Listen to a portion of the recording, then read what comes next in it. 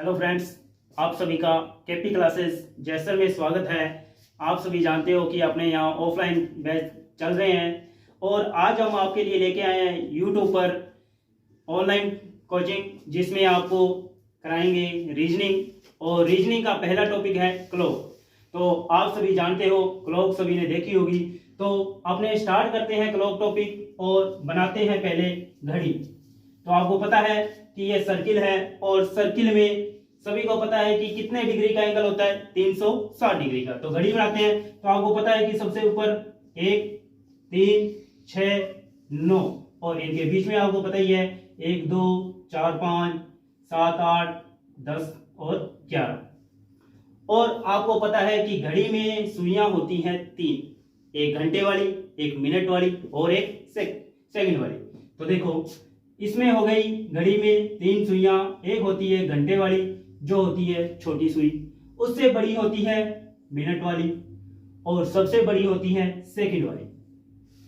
तो आप इसी को सभी को जानते हो। तो अब जो ये घड़ी है, घंटे वाली सुई है, घंटे वाली सुई जो है वो 12 से स्टार्ट होगी और वापिस 12 पे आएगी। तो ये पूरा चक्कर करने में 360 डिग्री का कोण बनाती है। 360 डिग्री का कोण बनाती है। तो अपने घड़ी के बारे में पढ़ रहे हैं, तो घड़ी के बारे में पढ़ते हुए इसके बारे में जो भी डिटेल है वो आपने कंसेप्ट स्टार्ट करेंगे। बेसिक जो इसका कंसेप्ट है उसको स्टार्ट करेंगे। तो पहले बात करते हैं घड़ी की घंटे वाली सुई की। घंटे वाली सुई सबसे पहले स्टार्ट करते हैं और बात करते हैं घंटे वाली सुई की। तो घंटे वाली सुई की आपको पता है कि घंटे वाली सुई जो है पूरा चक्कर निकालेगी 12 घंटे में।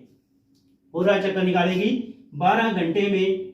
तो 12 घंटे में कितने डिग्री का एंगल बनाएगी? तो आप जानते हो कि ये सर्किल जो है 360 डिग्री का है। तो ये 12 घंटे में बनाएगी 360 डिग्री का। 360 डिग्री का।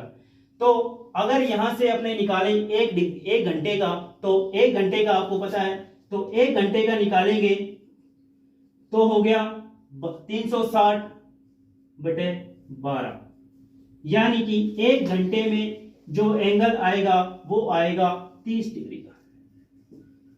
1 घंटे में एंगल आया 30 डिग्री का। तो आपने को पता चला कि घंटे वाली सुई जो है 1 घंटे में बनाएगी 30 डिग्री का। तो अब अगर हम इसकी बात करें कि 1 मिनट में कितने डिग्री का कोण बनाएगी, ये घंटे वाली सुई जो है 1 मिनट में कितने डिग्री का कोण बनाएगी, तो हम सभी जानते हैं कि 1 घंटे में मिनट होते हैं 60। कितने मिनट होते हैं? 60। 1 घंटे में मिनट होते हैं 60। तो 1 घंटे की जगह मैं लिख सकता हूं 60 मिनट। तो 60 मिनट यानी कि 30 डिग्री। 60 मिनट यानी 30 डिग्री। तो अगर मैं 1 मिनट निकालूं तो 1 मिनट हो गया 30 बटे 60। 30 बटे 60 यानी 1 मिनट में एंगल आ गया आधे डिग्री का। इसको काट दिया तो आया 1/2, यानी कि घड़ी की घंटे वाली सुई जो है 1 मिनट में एंगल बनाएगी 30 डिग्री का। कितने डिग्री का? सॉरी, 1 मिनट में घंटे वाली सुई बनाएगी आधे डिग्री का। 1 मिनट में बनाएगी आधे डिग्री के। तो इसी तरीके से अपने बात करते हैं अब मिनट वाली सुई की। तो चलो करते हैं अपने मिनट वाली सुई की बात। तो कि मिनट वाली सुई जो है वो कितने डिग्री का कोण बनाती है। तो देखो, मिनट वाली सुई की बात करते हैं। मिनट वाली सुई, मिनट वाली सुई की बात करते हैं। तो देखो, मिनट वाली सुई 12 से स्टार्ट होती है और वापस 12 आती है कितने में? कितने में? मिनट वाली सुई 12 से स्टार्ट हुई और वापस 12 पे आती है 1 घंटे में। तो 1 घंटे में मिनट वाली सुई जो है वो कितने डिग्री का कोण बनाएगी?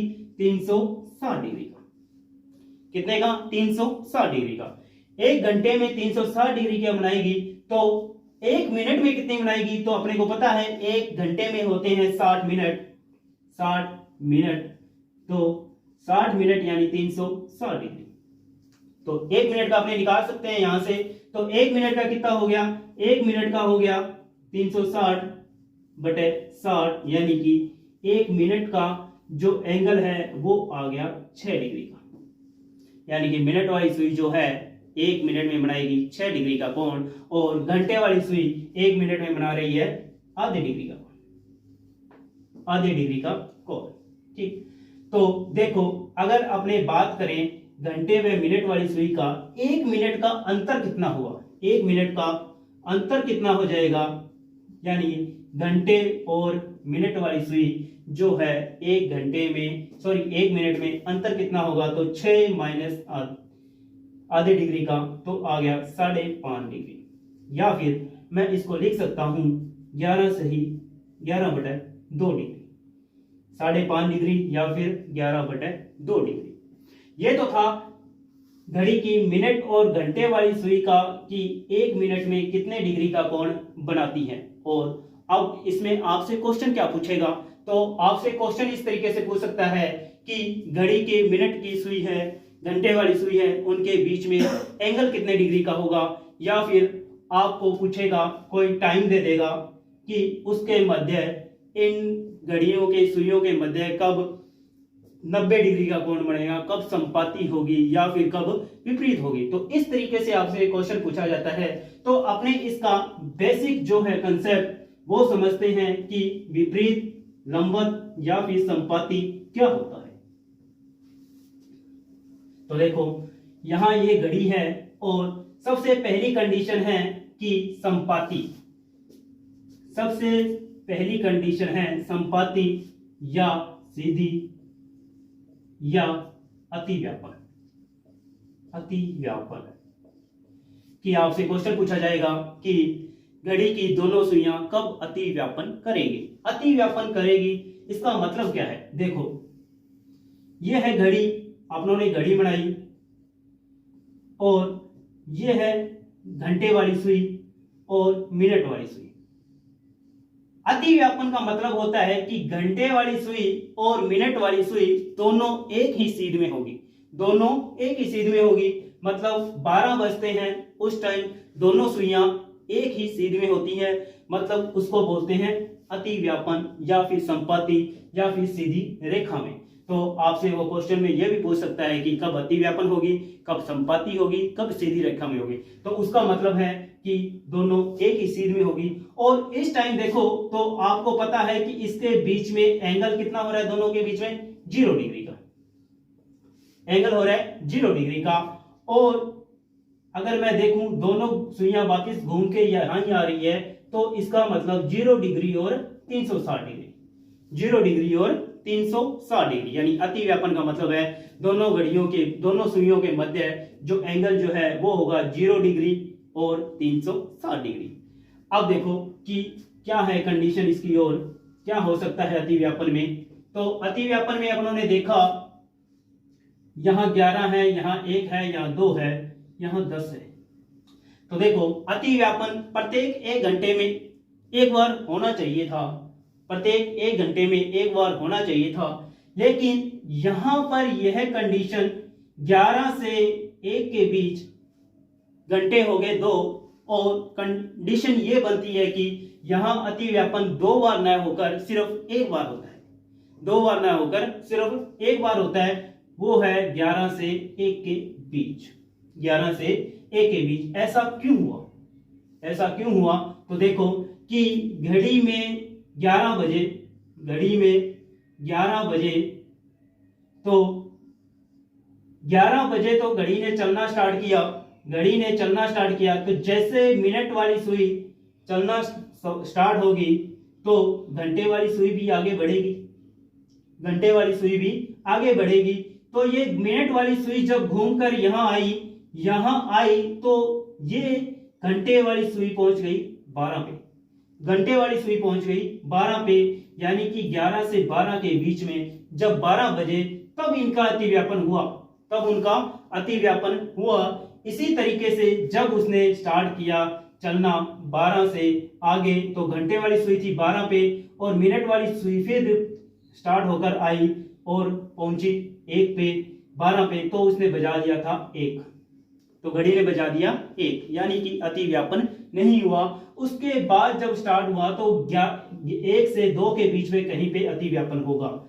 यानी कि 11 से 1 के बीच में जो 2 घंटे थे वहां पर एक बार अतिव्यापन हुआ, एक बार अतिव्यापन हुआ, एक बार अतिव्यापन हुआ। यानी कि इससे क्या पता चला अपने को कि 12 घंटों में अतिव्यापन होना चाहिए था 12 बार, होना चाहिए था 12 बार, लेकिन यहां पर 12 घंटों में अतिव्यापन हुआ सिर्फ 11 बार। 12 घंटों में कितनी बार व्यापन हुआ, अतिव्यापन हुआ 11 बार। तो आपको पता चला कि 12 घंटों में अतिव्यापन होगा 11 बार।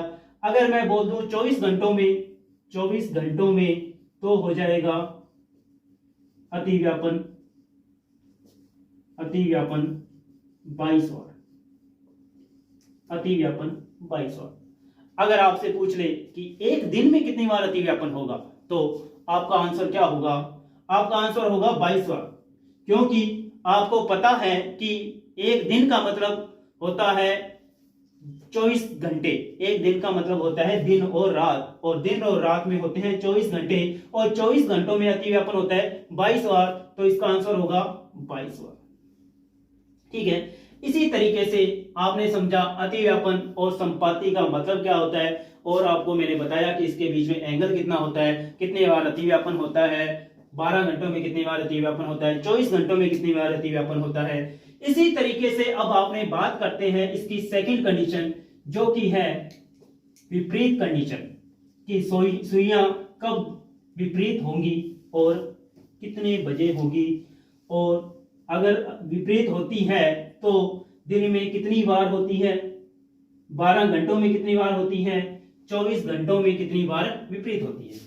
तो दूसरी कंडीशन है विपरीत की। तो देखो वही कंडीशन कि आपने देखा कि घड़ी, तो अब इसमें है विपरीत की।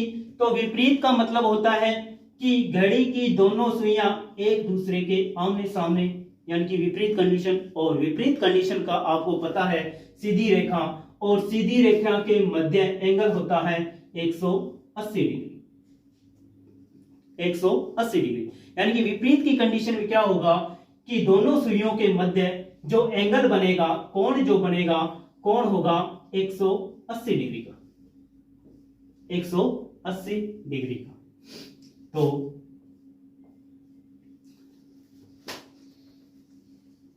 अब इसी के अंदर देखते हैं कि कितने बार विपरीत होगी और कितनी बार नहीं। तो अपनों ने चेक करते हैं।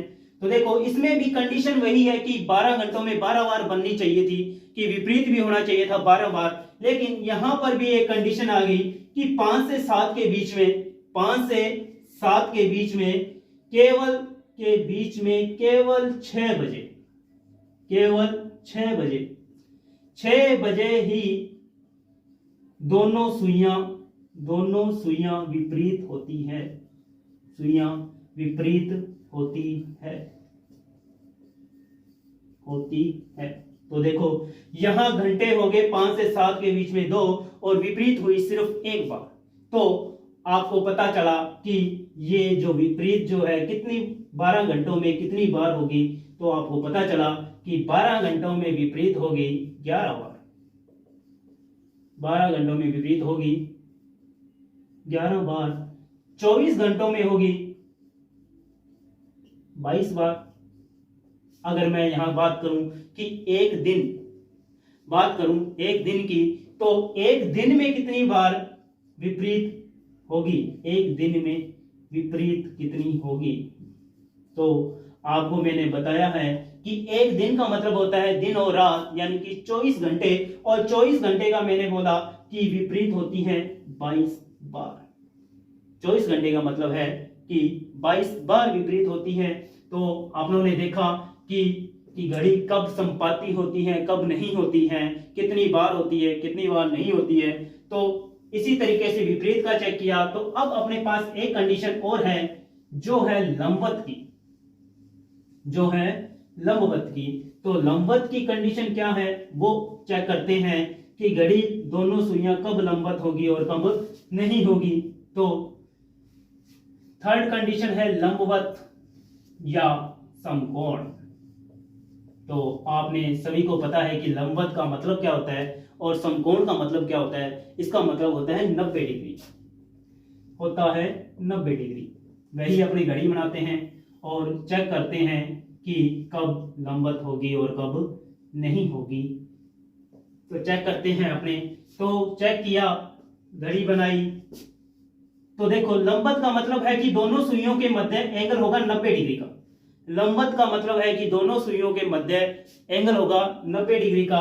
तो यहां अपनों ने चेक किया कि इनके बीच में जो एंगल है 90 डिग्री है। 3 बजते हैं उस टाइम इन सुइयों के मध्य एंगल होता है 90 डिग्री का।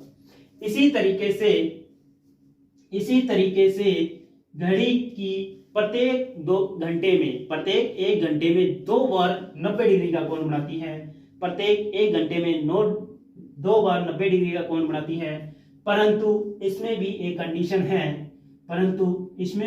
कंडीशन है कि 2 से 4 और 8 से 10, 2 से 4 और 8 से 10, 2 घंटे इधर हो गए, 2 घंटे इधर हो गए। बनने चाहिए थे 2 घंटे में 4 बार लंबवत, लेकिन यहां पर लंबवत 4 बार न बनकर 3 बार बनते हैं और यहां भी लंबवत 3 बार बनते हैं। तो दोनों साइड से 2 घंटे में एक एक हो गए कम। तो 12 घंटों में लंबवत होगी 22 बार, 12 घंटों में लंबवत होगी 22 बार और 24 घंटों में लंबवत होगी दुगना इसी का हो गया 44, दुगना इसी का हो गया 44। तो देखा आप लोगों ने कि 12 घंटों में लंबवत होगी 22 बार और 24 घंटों में लंबवत होगी 44 बार। अगर मैं बात करूं एक दिन की, कि एक दिन में कब का लंबवत होगी, कितनी बार लंबवत होगी, तो एक दिन का मतलब होता है 24 घंटे। एक दिन का मतलब होता है 24 घंटे और 24 घंटे का आपको पता है कि लंबवत होगी 44 बार, लंबवत होगी 44 बार। तो आपने देखा कि अपनों ने देखा कि घड़ी की तीनों कंडीशन चेक कर ली कि कब लंबवत होती है, कब विपरीत होती है और कब संपाती होती है। तीनों के बारे में अपनों ने जान लिया। यहां से अपने से क्वेश्चन पूछा जाता है सीधा डायरेक्ट कि एक दिन में घड़ी की दोनों सुइयां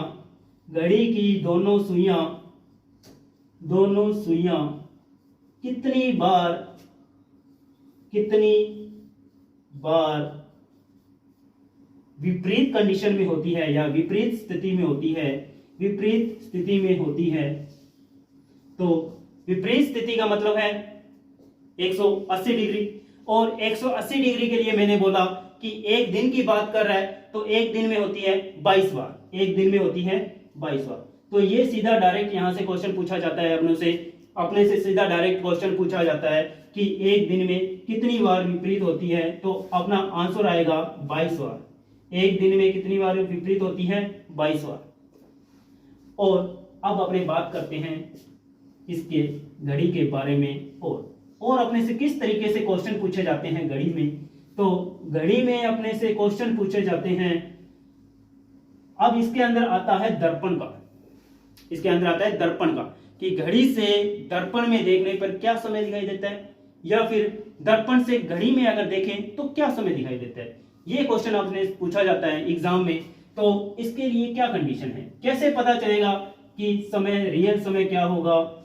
पूछ लिया कि घड़ी से दर्पण से घड़ी में देखने पर क्या समय दिखाई देगा। तो अपने को पता पूछेगा कि दर्पण से घड़ी या घड़ी से दर्पण में देखने पे क्या समय दिखाई देगा। तो इसके लिए क्या है, कुछ नहीं है, इसमें बिल्कुल आसान क्वेश्चन है। अगर इस तरीके से दोनों कंडीशन पूछता है तो सिर्फ आपको करना है जो भी समय दिया हो उसको 2360 में से माइनस करना है। क्या करना है, 2360 में से माइनस करना है, अपना आंसर आ जाएगा। चाहे दर्पण से घड़ी पूछे या घड़ी से दर्पण पूछे कि क्या समय होगा, तो उसको सिर्फ 2360 में से माइनस करना है। जैसे एग्जांपल लेते हैं अपने कि किसी घड़ी में 4:25 दिखाई दे रहे हैं, तो उसको दर्पण में देखने पे क्या समय दिखाई देगा। तो दर्पण की कंडीशन है, मैंने बोला कि घड़ी से दर्पण या दर्पण से घड़ी, तो क्या करना है 2360 में से माइनस करना है। तो जो भी समय दे रखा है उसको 2360 में से माइनस कर दो। तो माइनस किया तो आपको पता चला कि 60 में से 25 गए तो कितने बचे, 60 में से 5 और यहाँ कितने रह गए, 5 में से 2 गए 3, 22, 23 में से 4 गए तो बचते हैं 19, 23 में से 4 गए तो बचते हैं 19। और आपको पता है 19:35 लिखा है, तो 19:35 का मतलब होता है, आप सभी ने जानते हो कि आपने रेलवे स्टेशन पे देखा होगा जो घड़ियां लगी होती है उसमें 24 तक होता है, 0 से लेके 1 से लेके 12 से लेके 24 तक जाता है। तो 23 का मतलब होता है 11:60 यानी कि 12, और 19 का मतलब होता है 7:35, 7:35 यानी कि 23:60 में से अपनों ने माइनस किया 4:35, तो आंसर आया, सॉरी 4:25 था, 4:25 को माइनस किया तो आया 19:35, और 19:35 का मतलब होता है 7:35, जो कि अपना आंसर आ चुका है कि 7:35 की घड़ी से दर्पण में देखने पर अपने को समय दिखाई देगा 7:35। तो आज अपनों ने देखा कि घड़ी का बेसिक कंसेप्ट, स्टार्टिंग से एंडिंग तक पूरा कंसेप्ट समझ लिया कि क्या होती है घड़ी। और अब आगे जो है अपने करेंगे कल क्वेश्चन, जिसमें घड़ी से रिलेटेड सारे क्वेश्चन कंप्लीट किए जाएंगे। आज मैंने आपको पूरा बेसिक कंसेप्ट था वो समझा दिया है, आगे क्वेश्चन इसी तरीके से चलते जाएंगे। Please like, share and comment. धन्यवाद।